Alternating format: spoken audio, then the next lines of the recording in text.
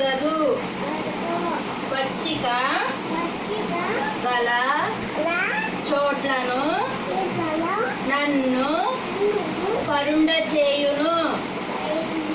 చేయును శాంతి కరమైన జలముల యొద్ద నన్ను నివసింప చేయును. కీర్తనలు 23:1-2 అధ్యాయములు